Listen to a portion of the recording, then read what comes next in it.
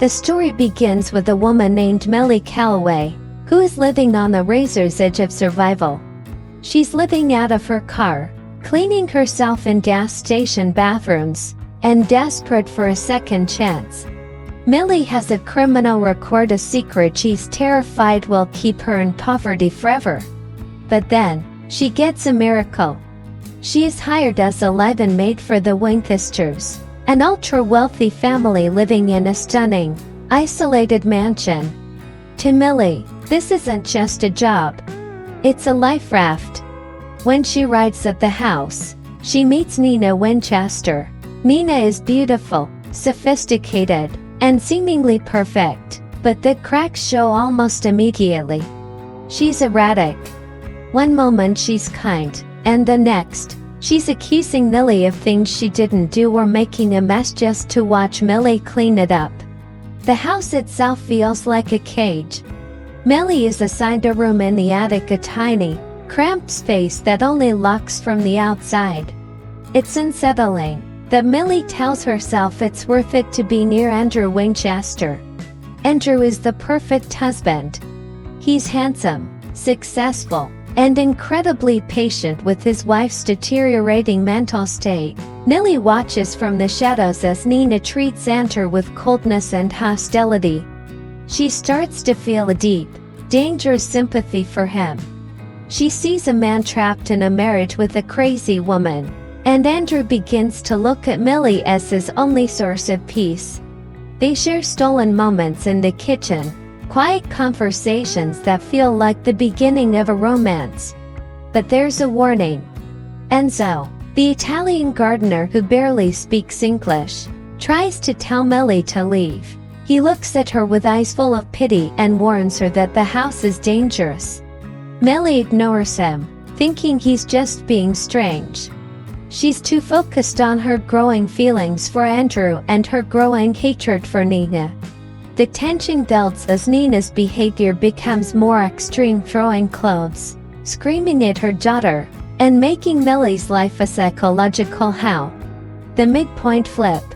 Then, the movie reaches its 90-degree turn, and everything we thought we knew is destroyed.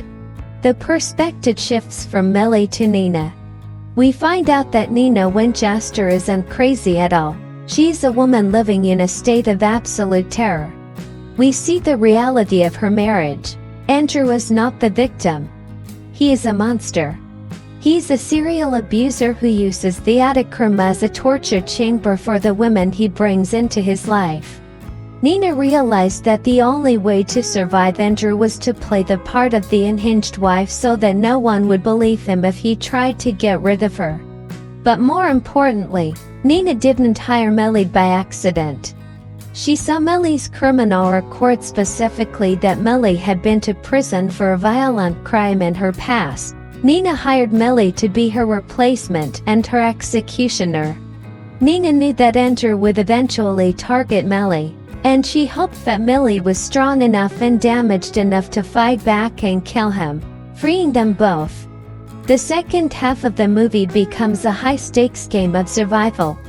Andrew's mask completely slips.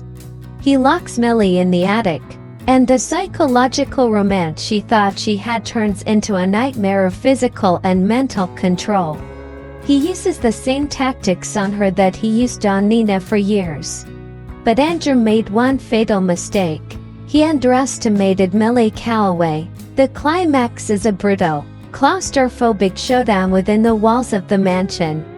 Millie utilizes the survival instinct she learned in prison, and Nina, finally finding her courage, stops being the victim. The two women, who were positioned as enemies by Andrew's manipulation, realize they are on the same side. The gardener, Enzo, turns out to be Nina's only true ally, helping to cover their tracks. The movie ends with a chilling, poetic justice. Andrew is dealt with, but not in a way that sends the women to jail. They used his own perfectionism and his perfect reputation against him.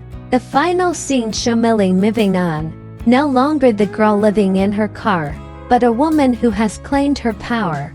The housemaid isn't just a servant anymore. She's the one who cleaned up the mess for good. As the credits roll, the audience is left with the haunting realization that in houses this beautiful, the most dangerous thing isn't the person screaming, it's the person smiling.